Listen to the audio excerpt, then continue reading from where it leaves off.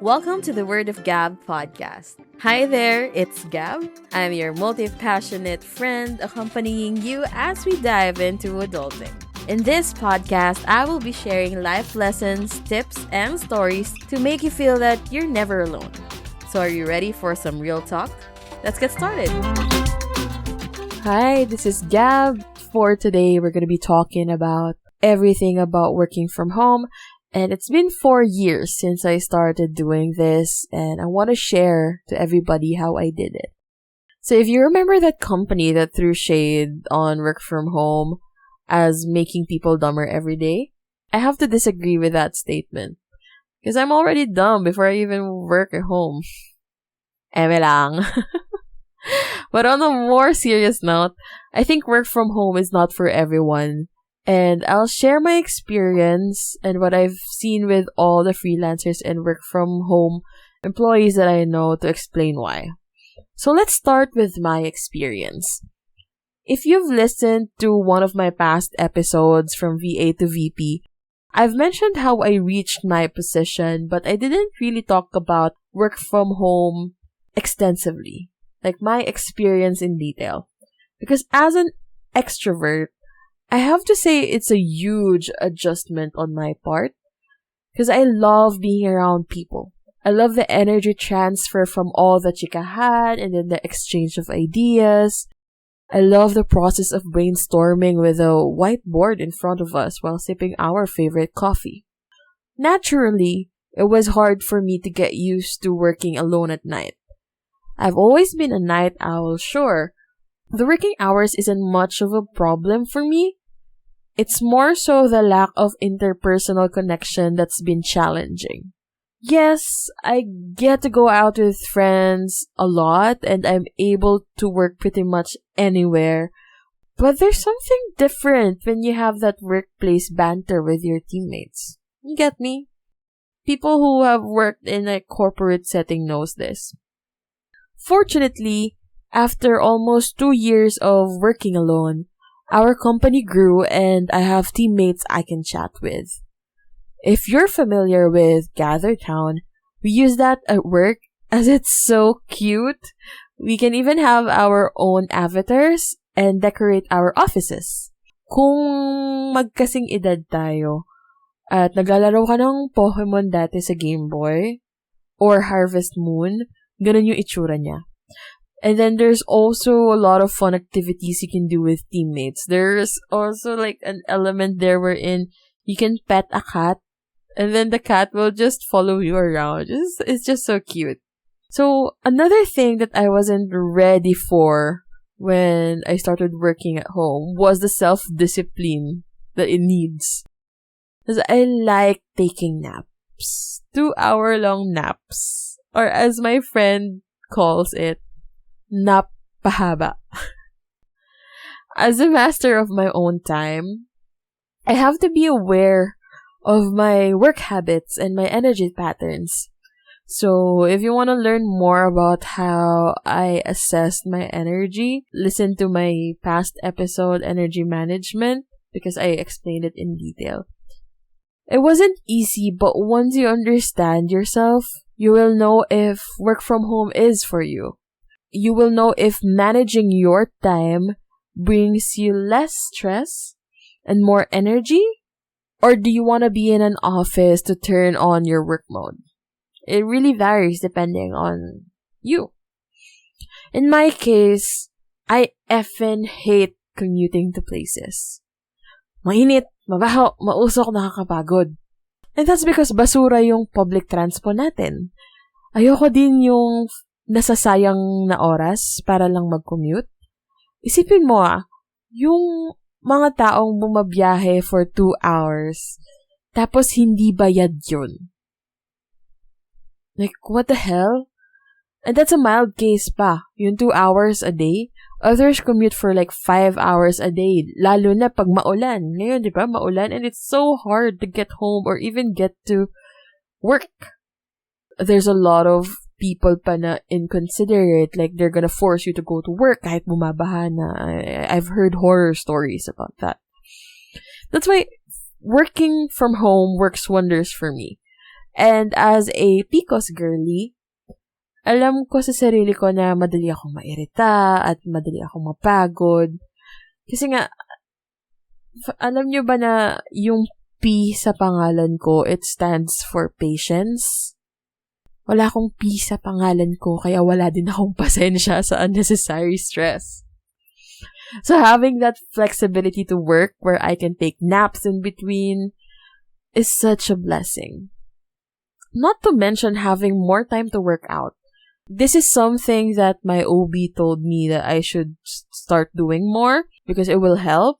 And just the other day, I had back-to-back meetings with clients and teammates, and I was able to squeeze in a quick 20-minute home workout before I met with a teammate because I was at home. Like, I could just turn on my TV and then follow a yoga instructor or a quick dance workout. And then run to my office again, right? It's as if nothing happened. All these to say that the work from home setup works for me for 5 reasons. Number 1, I like being the master of my time. I'm the type of person who gets bored easily, so I need a work structure where I can change my routine and place of work whenever I want. And again, I hate commuting and I feel like, wasting time just sitting there. I can't. And the stress, my God. I'm so sorry sa lahat na nagko-commute. Sana pag-commute nila yung mga politiko na nagsasabi na hindi naman daw kailangan i-improve kasi okay naman daw. Sakaling ko sila. But going back, like, the second reason would be I love analyzing my patterns and actions. I can be a little too self-critical, but it works for me as I've found a system that works, well, for me and my company.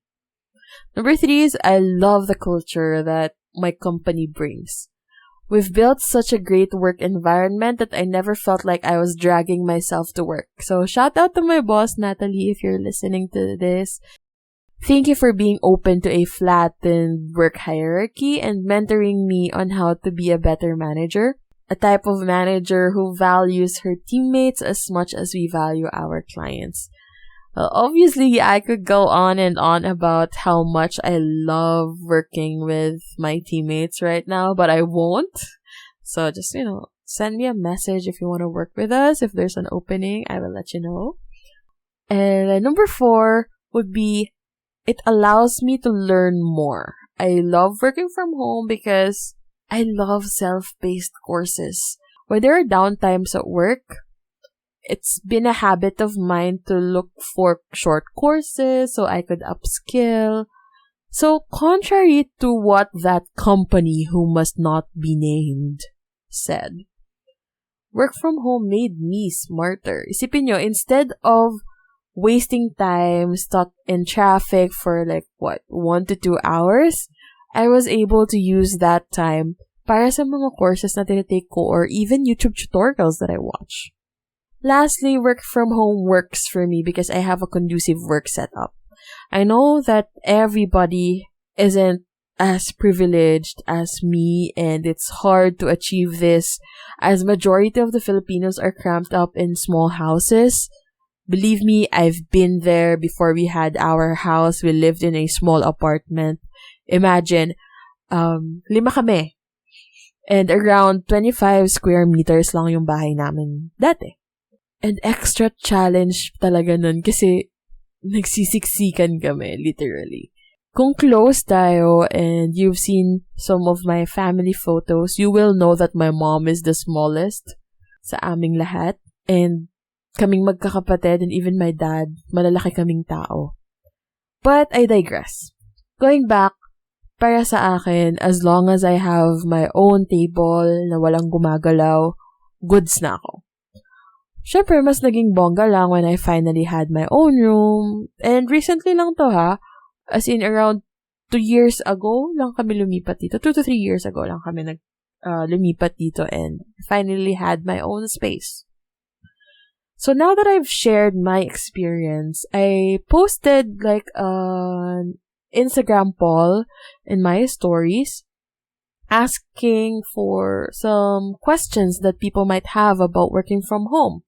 Because it's still not as widely implemented in the Philippines as in other places. Hindi pa siya as accepted working remotely kasi nga yung culture natin, gusto natin nakikita natin sa office para lang ma-prove na nagtatrabaho talaga, diba? Kahit yung iba naman nagchichismisan lang.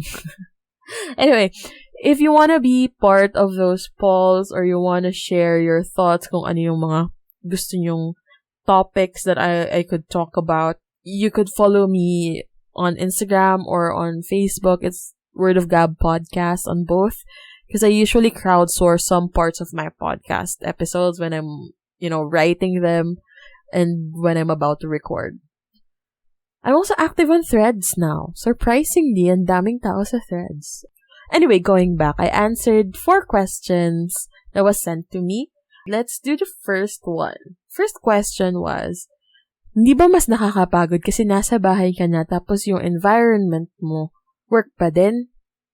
It can be. As an extrovert, I actually go out every weekend para lang hindi ko ma-feel na parang nakakulong lang ako sa bahay. Kasi nakakabaliw naman talaga if everyday nasa bahay ka lang, diba? But a tip to avoid that is to have a workspace kung saan madalas ka nagwo-work. So, it's just your little corners at home wherein you just do work there. Sometimes, I even go downstairs sa may sala area. So, when there's like a chill work day, I could have the TV playing in the background. And usually I do this when I work on graphics because I tend to be more creative that way. It's really designating lang yung areas na dun ka lang mag-work. Try not to work everywhere. And something that you shouldn't do or avoid doing is working on your bed. I know, masarap mag-work sa kama. Kasi parang alambot. Tapos, it's just comfy. But, my therapist told me na kailangan yung bed mo is for sleeping lang. Walang iba. It's part of building a good sleep hygiene so you'll be well rested for work. And it will be easier for you to fall asleep because your brain will associate sleepiness when you're on your bed. And then, madedetect niya na, okay, it's time for sleep, and then it's easier for you to fall asleep. Like, quality sleep is very important, especially if you are working from home and you work at night. So yeah, that's my answer to that question. Let's go to question number 2. Kumusta boundaries between work and bahay stuff? He's asking about the boundaries between work and house things or tasks maybe because that's how I got it. Since I already talked about the spatial separation and how I work on certain areas only, I think this is more about work and bahay tasks or work and house tasks.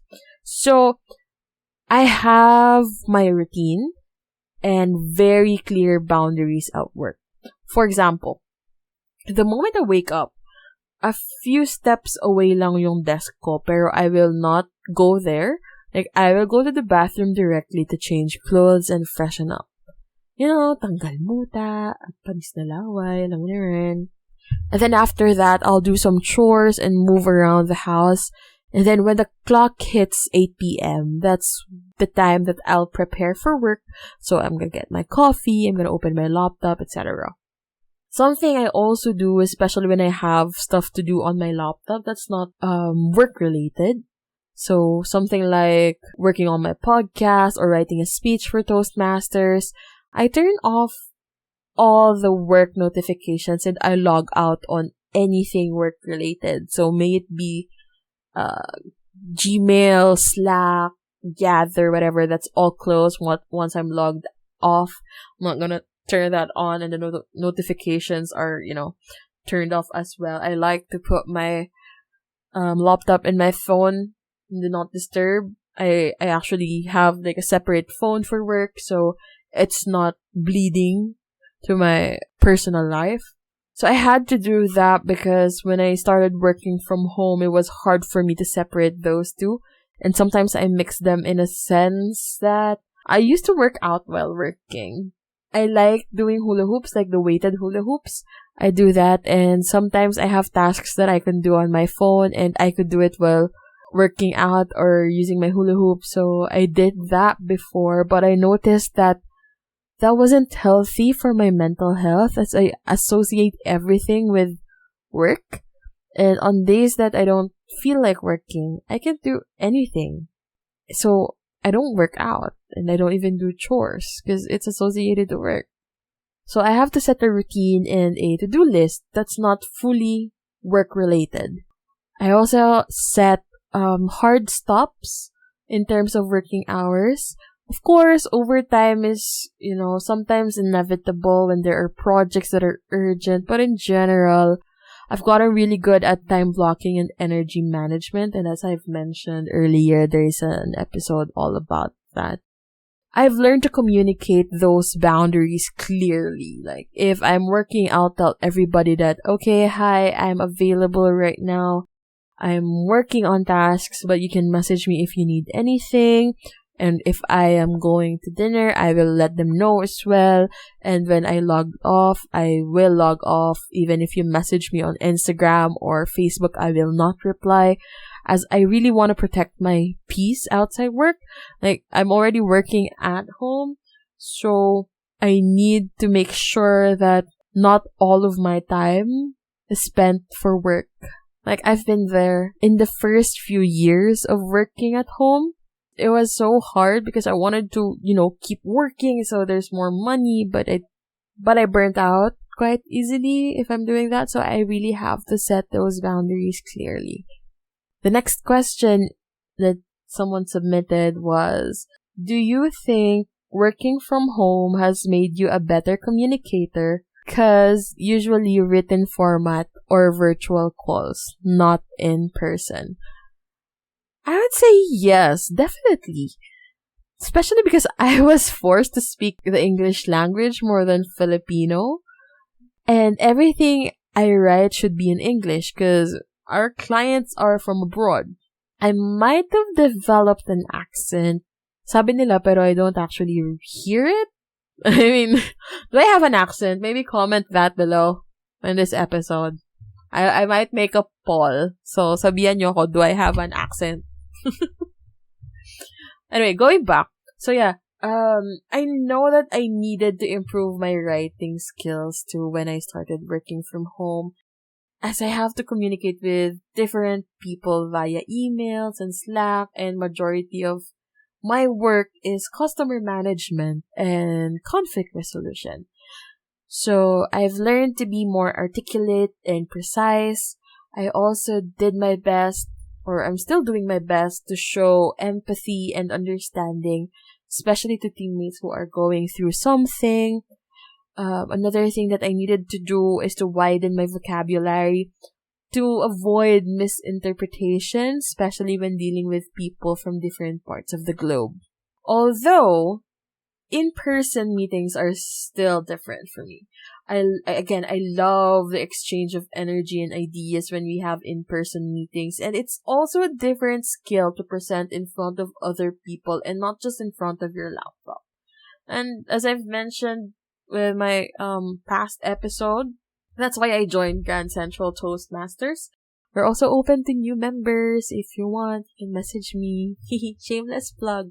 Bakit? Podcast ko to. Anyway, going back. I hope that answered that question. And let's move to the last question that was submitted. So the last question is, describe difficulties you've experienced in collaborating with workmates remotely. Oh, wow. I have a lot. But I'll try to pick the major ones. So, first would be when a teammate would go missing without any heads up. So as the vice president of our company, I have to make sure that nothing is missed and the quality of work remains top notch. But when someone just randomly stops working, I have to say that sucks. I can't really go to their office and knock on their door to ask, hey, nyare? I'm also anxious if something happened to them, as I really care for everyone in the team. Then there's the problem of the internal pressure brought by the toxic work culture we have in the Philippines. As everyone who has worked at a corporate setup, you'll know how you are expected to know everything. Mas malala pa kapag graduate ka from the Big Four. That's what traumatized me in the corpo world. Because I had a supervisor who was passive-aggressive. Not all the time, but on times that, mattered, she was passive-aggressive. Whenever I ask her a question, she will respond, "Sa tingin mo?" And as someone who just started working then, I didn't know better. I wasn't that confident with my skills, and her being passive-aggressive didn't help me learn. It gave me anxiety. So the struggle I have with other teammates is they don't ask anymore because they might have had the same experience as me. When your questions are seen as lack of skill instead of curiosity or eagerness to learn, it's no surprise that you wouldn't want to ask anymore, diba? Kasi kung tingin nila, bobo ka dahil nagtanong ka, syempre ayaw mo naman makita as bobo sa work, diba? So di ka na lang magtatanong. But that only increases the possibility of fuck-ups, which leads to me putting out more fires. So in our workplace or in our company, we encourage everyone to ask and be curious. Because, that will allow me to gauge what are the things that you already know and you are confident to do, and what are the things that you need a little hand-holding. Of course, I will not baby you. If you completely don't know anything, I will still expect you to learn your stuff. But, it's a balance of both. And then another struggle when collaborating online is honesty. Ang daming sinungaling. They tend to lie about their skills and capabilities, saying that they can do something they can't. This can also be rooted to that toxic work culture we have here in the Philippines, yung pinag-usapan natin. Eh, mahirap siyang tanggalin which I get. I was very thankful to have found Natalie because she made me realize that not all bosses are scary and wouldn't want to hear your thoughts. I was able to be completely honest with her. And funny story, that's actually why she hired me. So in my application, I think in my cover letter, the first sentence was, I have to be honest, I don't know shit about the platforms you mentioned, but I know I'm smart and I'm a fast learner, and I know I can learn this easily. And then she was impressed by that. Because how many of us could be honest about what we can't do? Like, I know my strength is when I put my attention and effort into something, I can really learn it quickly. So that's what I emphasized. Here we are now. I'm still her right-hand woman since 2020. So for all freelancers out there who are listening to this episode, please do not lie about what you can do and play by your skills and your zone of genius. In that way, you will find the job that's fit for you. I've been conducting interviews recently, and we know when you're bullshitting us. I know, because I've been a freelancer. Or I've been like a virtual assistant. I've been in your position wherein I want to say that, ooh, I know everything, I can do this, I can do that, but not really. I could say I have experience, a little bit of experience on something, but I'm not an expert, but I'm willing to learn. That's better than saying, oh yeah, I can do this, I have all this experience, blah, blah, blah. I have 10 years of work experience, and it doesn't actually show when you start working with us or even on interviews. Yeah, just don't bullshit people. Then when it comes to the quality of work, something that's been, hard for me when collaborating is when I'm very meticulous. I like things to be done perfectly. So it was hard for me as sometimes I would communicate my expectations and they don't get the vision quickly. It may be on how I said it or how they understood it or both, but I need perfection. At the beginning, I even struggled in delegating tasks because I always find mistakes. And it took me a while, and I am still working on my perfectionist self to just allow others to learn. Minsan kasi, I would say, ako na nga gagawa when I feel like teaching them is more tedious than doing the actual work. So I had to take a step back and let them fumble and learn. So in the long run, I wouldn't have to exhaust myself by stretching myself too thin. And then lastly, I think this is the biggest challenge when collaborating with other people is when the level of commitment to the work isn't the same. Parang with any other relationship, if you're giving your best and the other party is only giving bare minimum, bukod sa nakakatamad, mag-effort, nakakapagod. It drains you. It feels unfair. Same with working with others remotely. Funny thing about me is I learn other people's patterns quite quickly. So I know even in your chats if something is off. So with my teammates, I know when they're going through something when they aren't as responsive as before. The replies aren't as detailed. There are certain words that they're not using anymore. Things are missed and other out of the norm signs. Since I love what I do and I love the company I am in, I have to be vigilant of those. We're still a small company and I can't let those fuck-ups ruin us. So the moment I see something's not right, I have to nip it in the bud. And when the level of commitment is not at par with the other teammates, pack your bags. I believe that one rotten apple can spoil the bunch because, well, scientifically, totoo yun. Trust me, licensed agriculturist ako. Charang. But seriously, it's hard enough working alone at night. Mas mahirap kung may teammate ka na tamad at panay reklamo. So I hope I've answered those questions. And I hope I've shared a lot of anecdotes already that you might learn a thing or two. And we are down to the last part of the episode where we call it Gamay ni Gab. Last episode we had Gabay ni Gab, which are my recos or my recommendations. But for this episode, I will share tips as for the Gamay ni Gab. Tips for those who are contemplating if you can be a freelancer or if you could work at home efficiently. So if you're still wondering if working from home is for you, listen to this part. So number 1, I encourage you to know yourself more.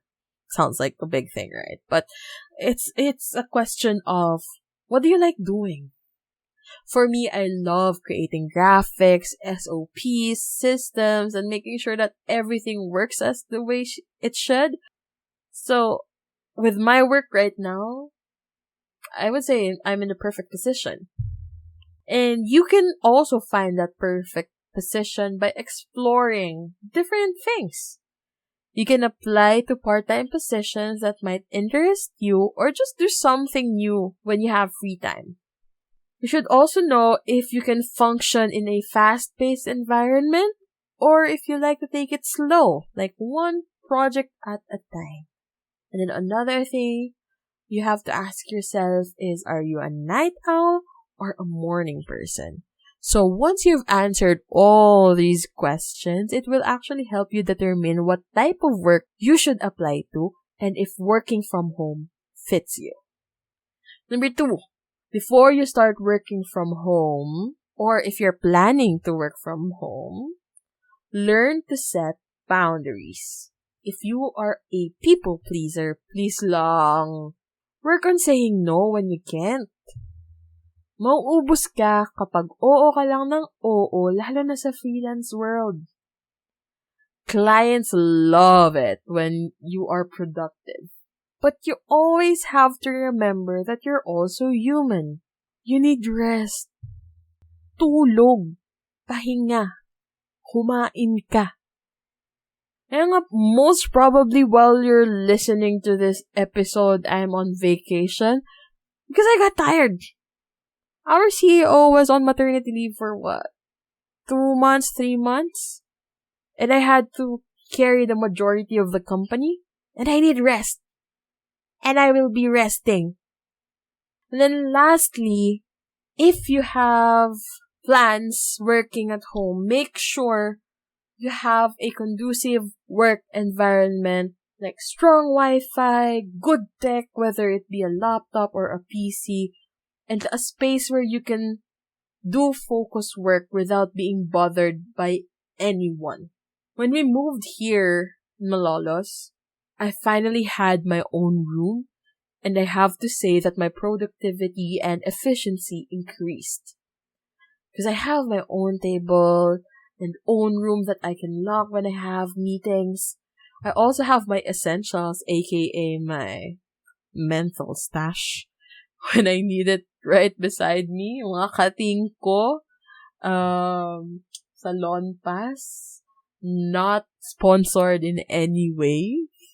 Pero, let me know if you want like a short episode where I make recommendations, because I basically have all of them. I have inhalers, I have gels, I have oils, and I have aerosol. So like, let me know.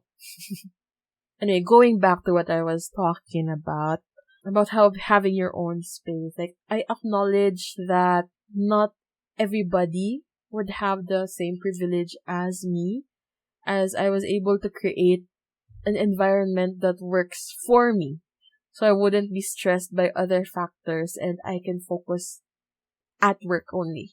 But remember that we all work differently. Some people love to work around other people. Others like to be all alone. What I want to say is, make sure you have your work sanctuary para hindi nagbe-bleed yung work mo with other parts of your life. So, hindi ko naman sinabing bumili ka ng bahay na meron kang room just for your office. I mean, if effective sa'yo na sabihin natin in your living room, you have a tiny space or a nook where you could just sit and use your laptop near a window, that sounds nice. That sounds conducive. So, do that.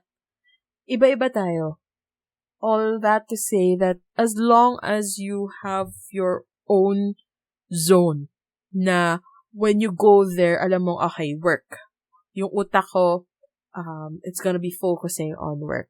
In my case, I really don't like working under something.